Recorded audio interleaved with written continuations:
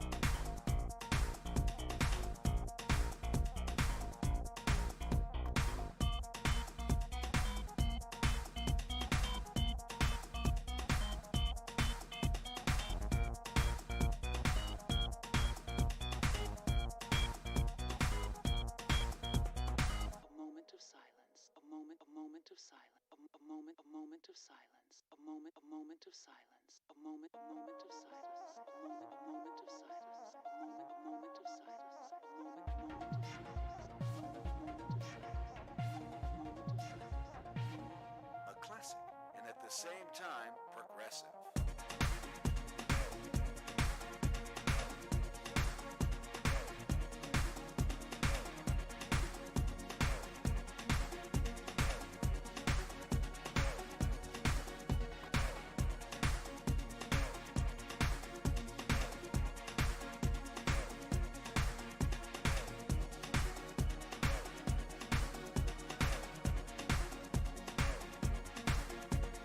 Go, go, go, go.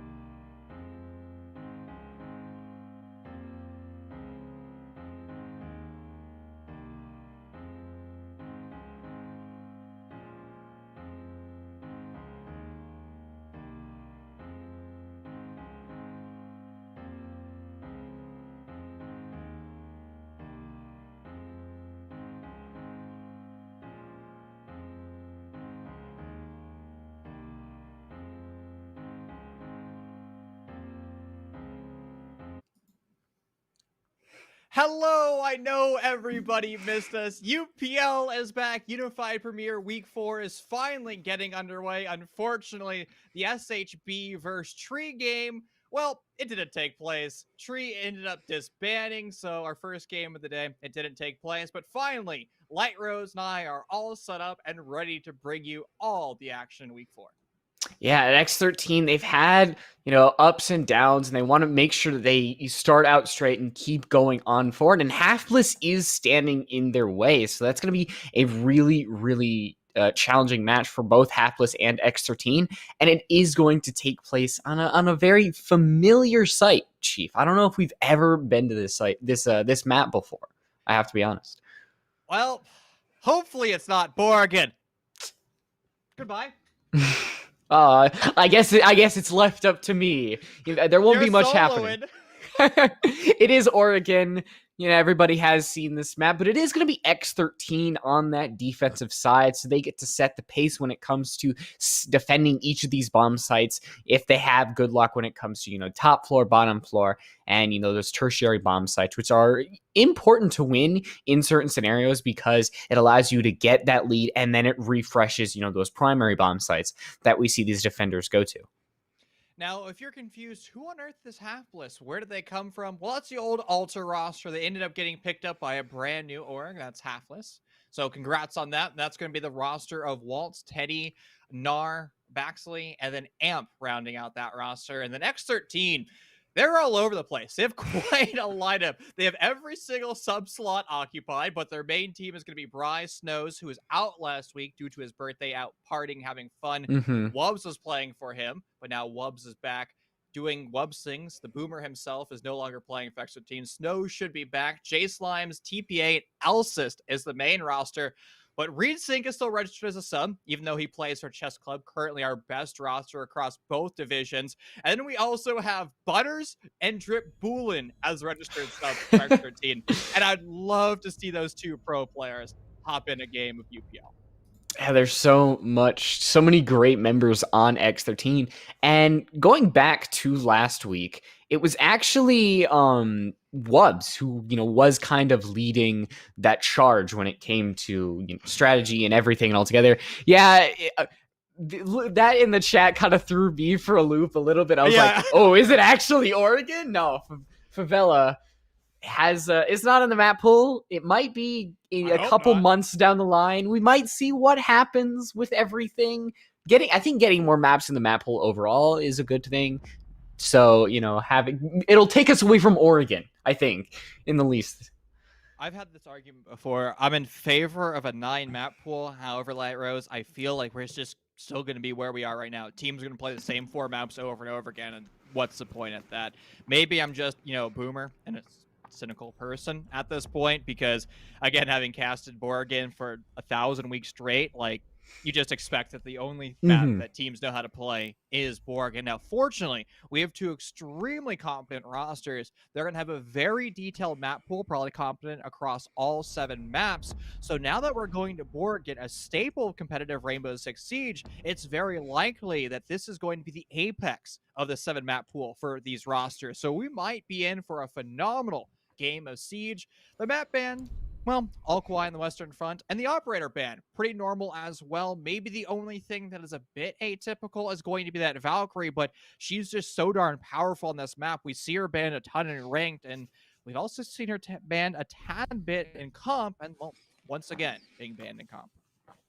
Starting out on this, are going to see some different operator choices than possibly normal. As I mentioned that, the 2 that I was literally going to mention swapped off. I was going to mention that Echo and that Maverick, but so going onto the floors in the Mira, I think are a little bit more typical. Mira getting through, sometimes that will happen on Oregon because Kaid has a lot of control on site. So depending on where these mirror windows are, usually they might be faced toward bunker. That allows them to get a lot more vision and protecting bunker as well.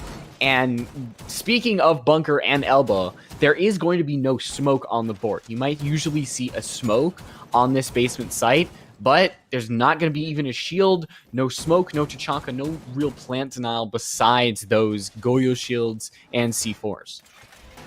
It's funny how over the course of maybe the past 2 months, seeing Mira not ban has become quite normal for me. Maybe Poison from Synthetic, now Team Mystic, has just desensitized me to the fact that Mira is going to be a staple of amateur play down here in T3, because we've been seeing her a ton lately. Roster just seemed very comfortable with her in the lobby. Now, she's still just as oppressive as she was, even though she was recently nerfed. If an attacker gets close to that mirror window, they punch it and the window shatters, not destroyed where it falls away, but the defender on the other side of that mirror won't be able to see through it. But let's be honest, Light Rose, how often is an attacker going to ever get close enough to that mirror window to melee it? For example, the one over downstairs in the freezer stairs, that's very strong. That essentially means that Halfless won't be able to place themselves anywhere near that west stairwell unless they actually have the necessary utility to break down that mirror window. Now, fortunately, Eddie is bringing the ace, so they can deal with that mirror window at range, but only having one hard breacher is going to hurt their attack, because they're going to have to decide what order of operations they want to have during this round, where they want to push from. If they want to open up E-Box, for example, they have to use 2 Selma charges on it, and then they'll have one more in their back pocket. Yeah, so right now you have one hatch that you can destroy, and then one wall that's going to be able to be vaulted over. So that really puts you in a little bit of a bind, because that hatch can then tell the defenders where you might be coming from, and so on and so forth. That shield actually going to get destroyed by Narmer, and that's going to open up a couple lines of sight. It's going to force CS to stand back and away, and you see with that Goyo shield being popped, the second one now is trying to get taken away. So many ADSs over there. If that Flores drone can make it on through, then they could absolutely been great. And as I mentioned, that E-Box has been open. We do see a 4v4, so now these defenders can start to really position themselves around where the sound cues have gone through now that that blue has been popped. A good trade by Jay Slime. He ends up taking the duel onto the Nomad. Flank watch off the board, exactly what you want when you're trading out your MK DMR. A swing on for the LMGE, 150 bullets, gets credited with 2. A third one presents and almost finds that shot, dishing about 25 HP to Siesta. But now both rosters, they found their impact frag, so now they're stuck at 2 roster mates apiece with sub 60 seconds left on the clock.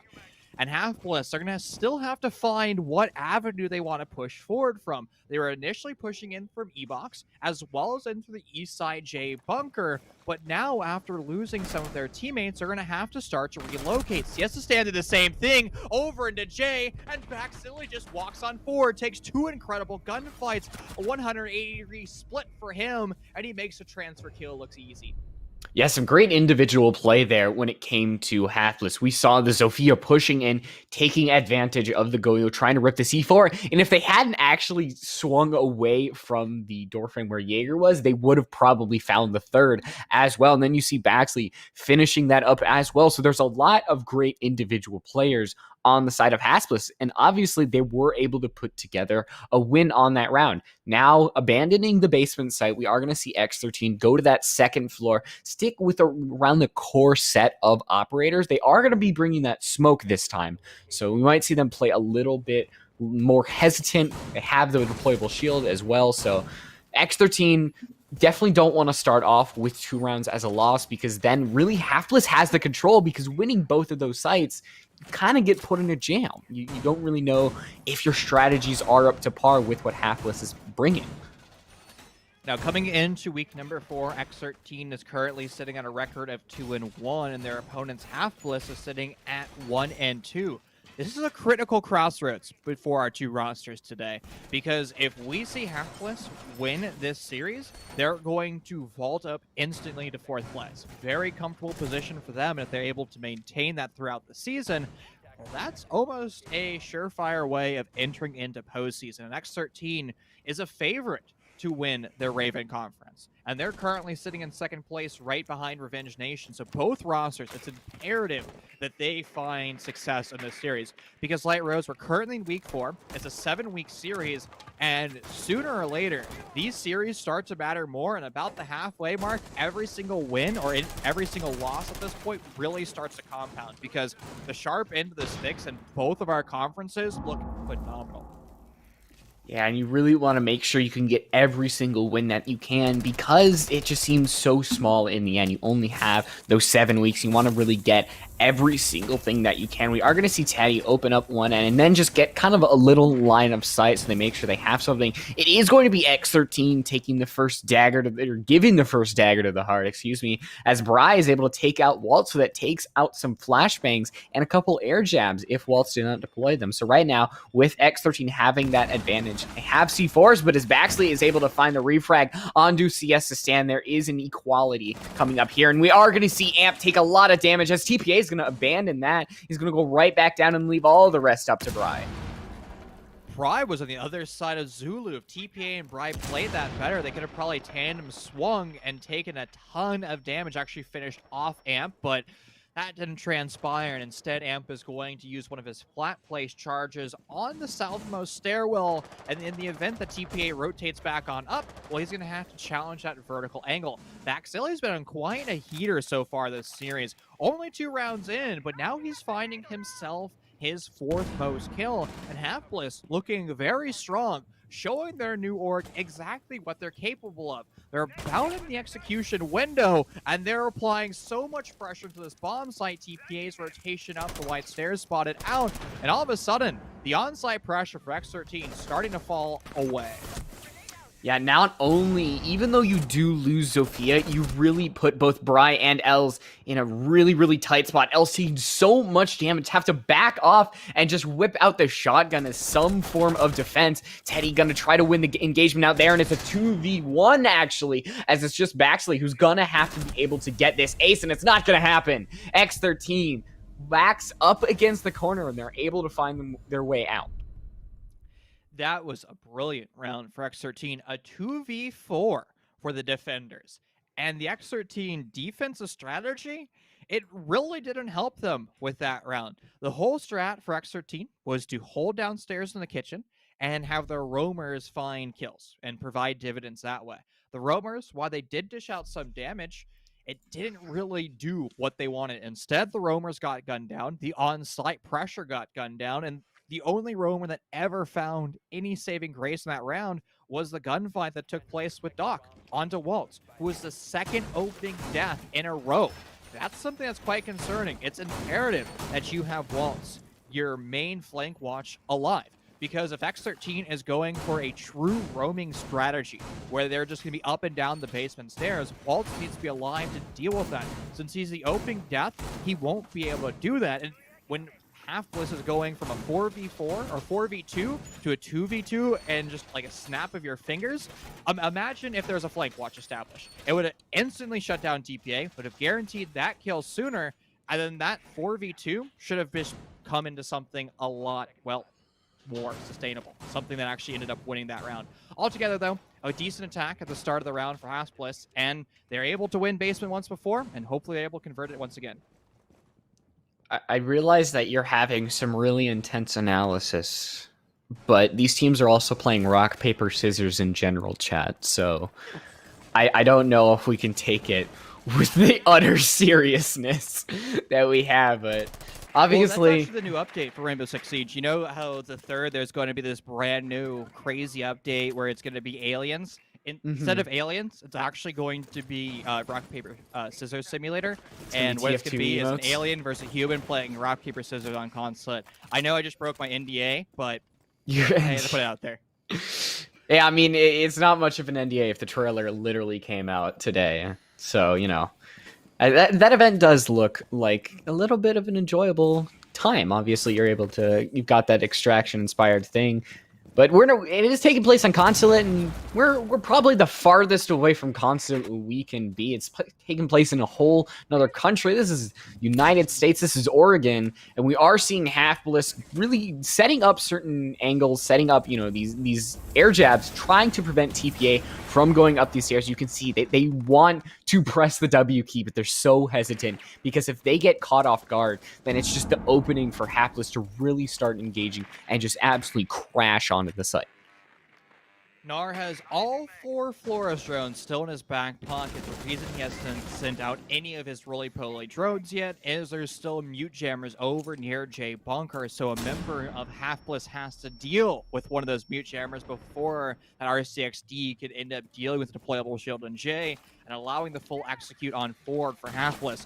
Wallace is playing a very dangerous game on the back stairs. He reloads the wrong time. He gets siege timing, and TPA gets gifted a free kill for the 3rd round in a row. Waltz is the opening death. So far, he is on an absolute struggle bus, and Half-Bliss still on basement. They're going to continue their way on forward with more deaths rolling against them. Seems like Half-Bliss have the definite keys to a certain point, and then X13 just starts to get these slowly chip away. They have a flank come in and just absolutely dismantle the second set. I want to say how Half-Bliss, they don't really want to analyze this round, but also Amp just got 2 great headshots. And honestly, they do have a shot at coming back at this. If they're able to find TPA just hiding around in this corner, especially because they don't have to reload, yes, and they're not going to win the last engagement. And what seemed like a long shot actually comes down to the wire, and it's X13 winning the basement site for the first time, and now they take a lead, 2-1. That's a 2nd round in a row that it's been a 1vx or a 2vx almost converted into a victory, or converted into a victory. It seems like Half-Bliss has this kind of two-faced style of play. They're not quite sure what they want in these rounds. They were trying to push in through J Bunker using that Flores drone, but since it's mute jammed, they're unable to do so, so they rotate over to the back stairs. Excellent read. I'm totally fine with that.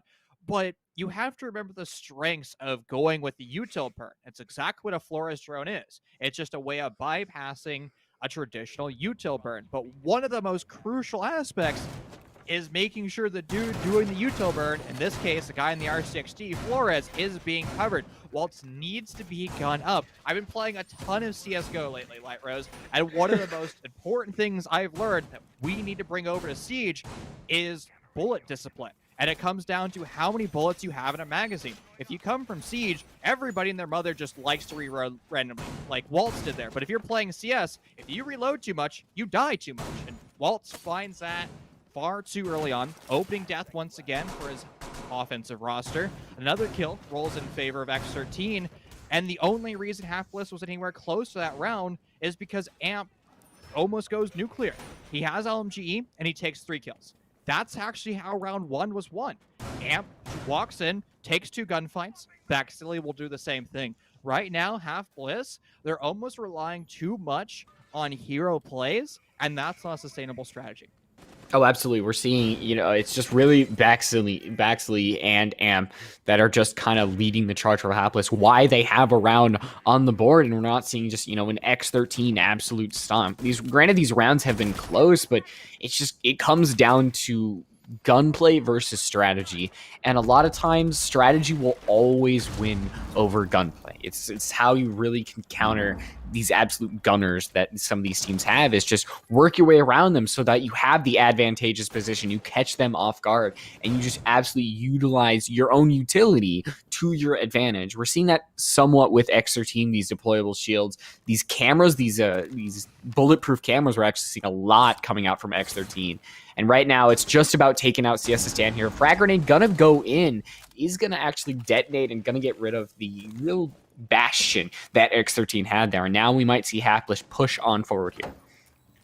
Great coordination from Half-Bliss to deal with the green pressure, but there is still one wrinkle, and that's going to be the Mossberg playing CQC, but a step in the right direction for the offense. Second round of frags go out, but Siesta's actually now in a bad position. With Maverick opening up the northmost wall of T1, Siesta might get gunned down the rotation back. There's the challenge, the shots are missed, allowing the north wall to start to crack on open. Post plant, nowhere near that area, but we're going to see the defense prepare for the inevitable push on forward. That's going to be that shotgun by stage, tucked down behind the lip, prepared and ready for the offense to push on forward. But that member of the defense of X13, they do have to be careful from that vertical pressure of Waltz or above, as well as the other members of the offense by tower.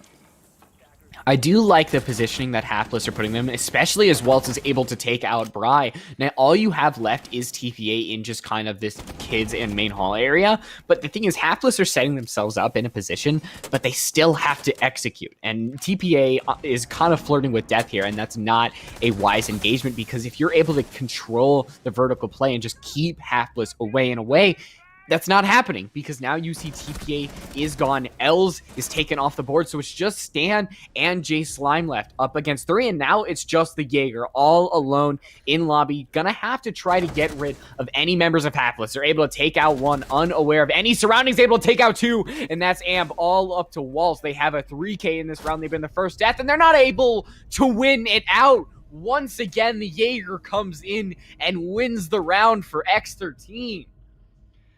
Oh boy, Light Rose.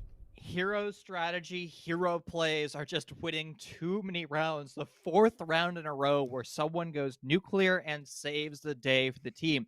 I will say, Half-Bliss, wonderful job of their initial execute. The way they took tower, the way they took control of green, using the entire ADS burn, great use of frags, and even secondary swings after dealing with that shield. It was Ace, I believe, of Teddy that took the gunfights on green, ended up winning those gunfights. Great pressure from above. We actually finally got to see Waltz play the game, and he got the opening kill instead of the opening death. He knew a flank would come from South Pit. He was prepared for it.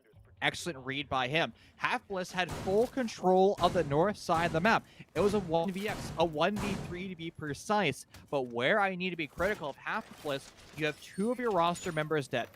I saw at the start of the round, there was a flank drone underneath the benches of Split, and it was still there. There was 1 drone muted, but there was still a drone. It wasn't on.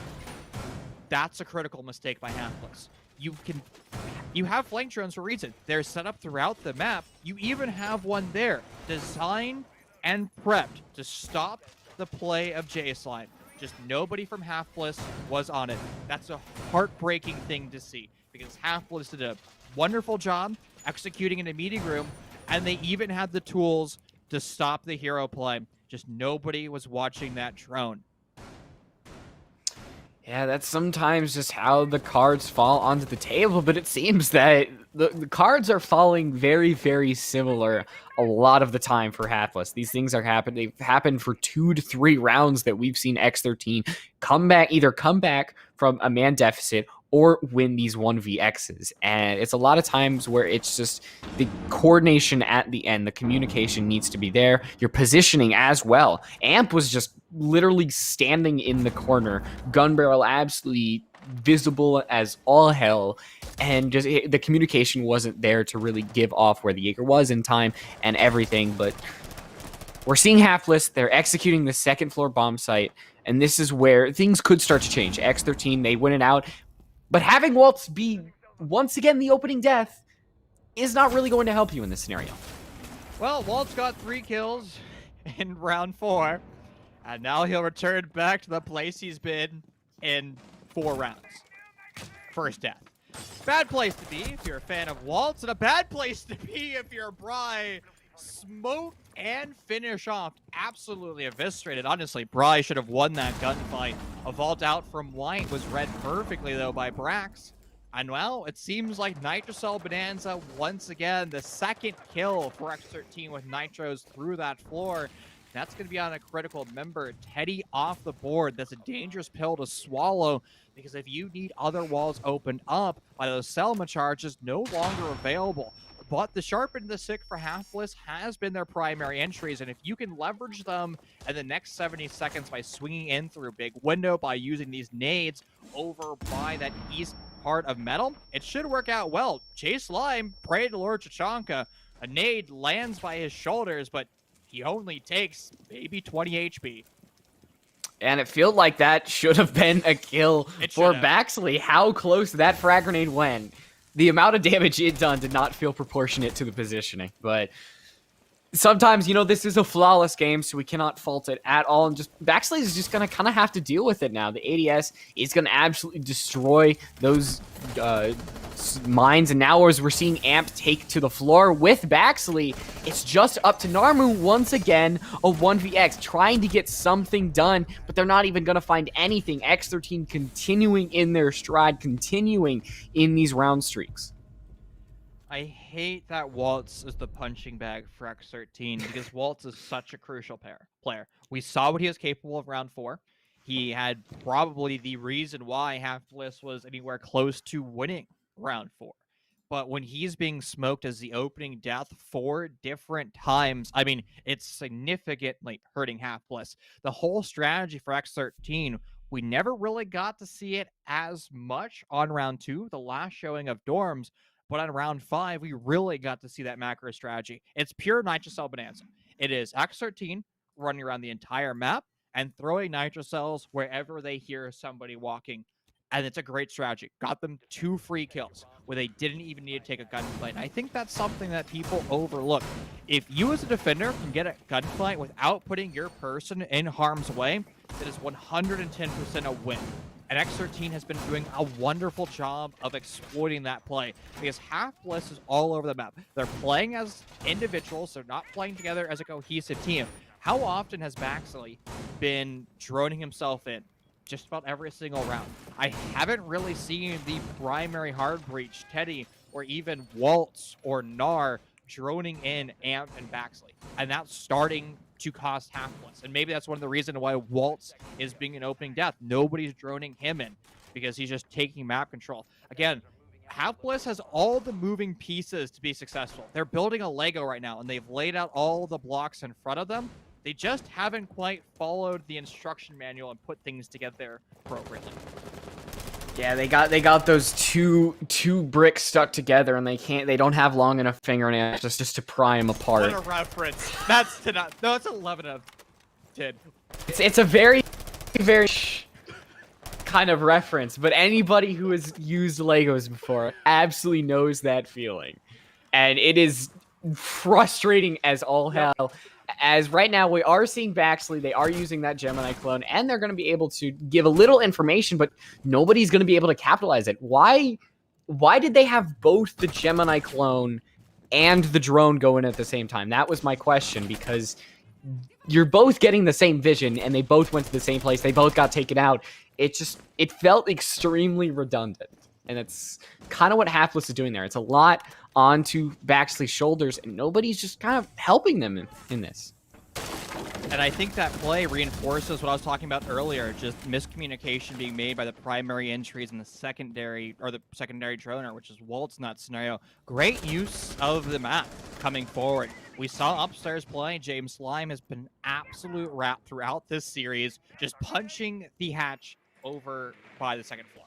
Great use of the Thunder Fist. And now, Half Bliss, once again, for the 4th time, actually, no, pardon me, the 5th time, they are the opening death. This is starting to become very brutal for them. At least it wasn't Waltz this time. Elsas's shield's going to be dismantled by the R60, forcing him to use one of his toxic gas grenades, reinforcing that J bunker, and that was a perfect window to do that reinforcement, because we're now sub 70 seconds, and the attackers really don't have a lot of map control, and they're starting to lose their roster count. Yeah, Amp trying to really replicate what they had earlier, trying to get some sort of kill, as once again, it is a 1vx. These putting all of your entries alone and by themselves, trying to get something done is not a recipe for success. And obviously, we're seeing not victory play out coming out here for Half Bliss. 5-1 now as we swap sides. X13 on that attack is possibly the same amount of terrifying as J-Slime. Not even just J-Slime. Everybody on X13 has just been in that consistent range in kills, in just positioning overall. And that's why they are beating Half Bliss in this scenario. They're using their strategy to outmaneuver Half Bliss, and they're just beating them on gunplay. They have both boxes ticked, and there's just really nothing Half Bliss could do on that attacking side, but it is their defense now. They're going onto that second floor, and this is where things could change. You know, Light Rose, this is not the first time we've seen teams go 5-1 on defense or attack. And it's rosters like Team Mystic that tend to lose round number 1 and then win every round after that. And it's almost like the roster is learning on the fly, where they're like, I just lost this round due to XYZ reasons. You know, the team has this certain type of play style I've just figured out in this round loss. Let me course correct. Let me learn from my opponent and start to apply that counter strategy throughout my strats. Again, my default analogy is always Team Mystic because they do a wonderful job of showing you mid-game what their corrections are. And X13 seem to have done that because during round 2, they ended up kind of failing on their roam. They ended up winning that round due to phenomenal 2v4 on site, where they just ended up winning gunfights. But when they returned back to round 5, they have an excellent roam with Nitro cells. Why? Because they were more passive on the roam. They never really showed the roam until the Nitro cells went out, and the only mistake in round 5 was Bry vaulting out through white, and he just ended up getting smoked. And you can just say, all right, that's on me, and move on from that. Where Half Bliss, I haven't really seen them adjust any of the mistakes that they're making throughout the 5 rounds they lost.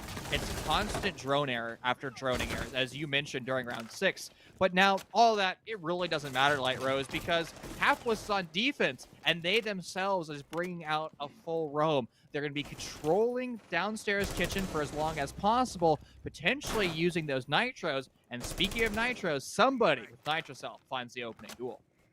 Yeah, taking out Zero is going to be good. I do believe some cameras had been placed, so you are going to get maximum usage. As Amp's not going to be able to find the finishing blow onto TPA, but that really puts them in a bind. They are in security, and if really that Jaeger goes on forward, it's not even going to be, actually, it's going to be Walt finishing off the buck, even though J-Slime finds the refrag. We still see X13 down a person. 3v4 Bry over in Freezer. That camera is going to relay their position, and Amp, we're about to meet head-to-head in a great flick onto Bry. Great gunplay in general.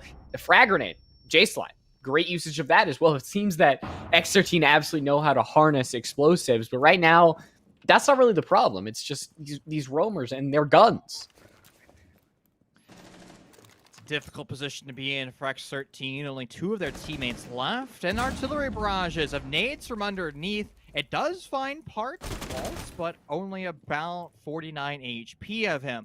So the defense of Half Bliss still looking pretty well, and Siesta Stan is lurking for a roamer. He's the primary hard breach, and he's still hunting for the pressure downstairs. And to remind you, this defense is on the 2nd floor, upstairs in dorms.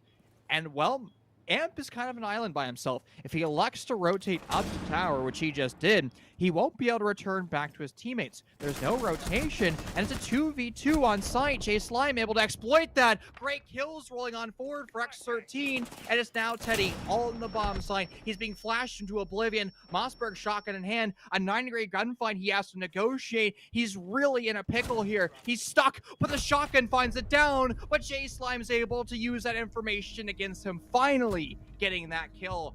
A great round for Half Bliss once again, but they end up choking the last few seconds. Finding the slimmest of angles and the slimmest of body parts there. Watching that final kill cam literally felt like J-Slime shot nothing. That's the gun barrel was pointing at nothing, but X13 winning that out. Yes. My keyboard disconnected. I didn't die. It was obviously the hardware. My dog ate my keyboard. Duh. Best excuse in the world. Yeah. My mouse got covered in cheese. I'm sure if you're eating Doritos, that could happen. Like, if you have, like, a mouse with, you know, holes in it, I won't list mouse names because we're not. I mean that was supposed to be a play on the mouse, like mouse. I know. Computer mouse. I gave you your 11 of the 10 reference earlier, so I'm gonna let that one slide on by. I'm taking away your banger privileges. Speaking of bangers, did you see our social media guy Jay posted about Borgen? Incredible.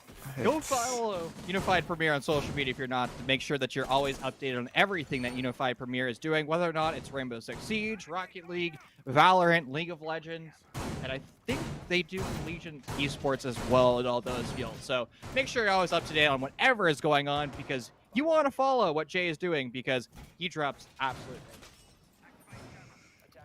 Yes, it's Chief's wonderful face, happy and sad.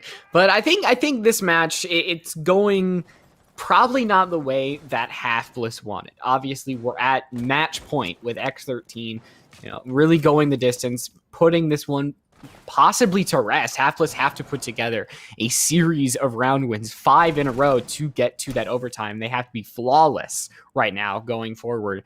And so far, what we've seen that hasn't happened, TPA really seeing the head there of Amp, but nobody dare take a shot. It's kind of the general acknowledgement that sometimes happen in this game. So right now, X13 taking care of the closet wall, and now we might see, angles opened up, sidelines pushed forward, and kills possibly come in as well. J-Slime putting that frag grenade forward, just destroying some utility there. X13 knows there's offsite pressure. They instead don't deal with the meeting room pressure and start to apply direct pressure onto the bomb site. Flashbangs and nades have already been expended on the westmost door of dorms.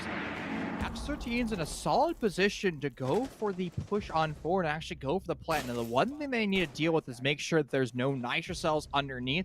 Amp is lurking below with a nitro, with a double kill from J-Slime in the primary entry. X13 has already ripped away this bomb site. Baxelli goes DBNO, and Amp, still on that middle floor, needs to start to do something.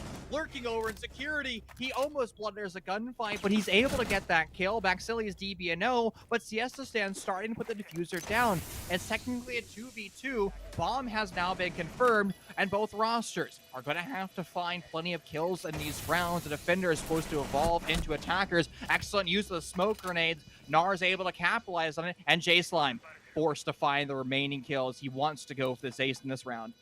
And J-Slime having a 2 KD in this match. They're able to find Nar and to Baxley. It's the quad for them, and it's only Amp on about 30 HP. And there we go. The Gemini has given away their position, and this is not a gunfight you really want to engage. J-Slime's just going to back away. They know they have the time advantage, and we have reached past the point where Halfbliss can win the round. Give him the ace, and there it is. J-Slime to finish it off.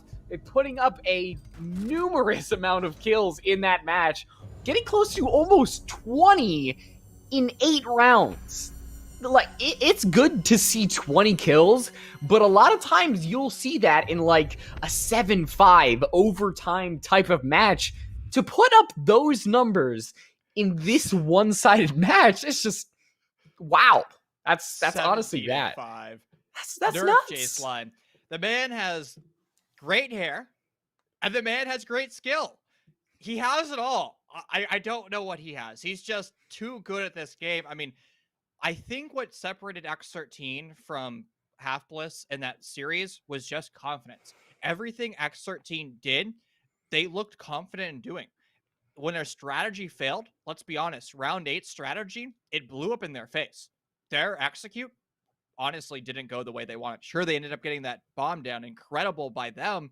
But J-Slime wasn't able to cover Siesta stand. And Siesta got smoked. And then J-Slime, he realized that he had to go the 1v3. He had great positioning.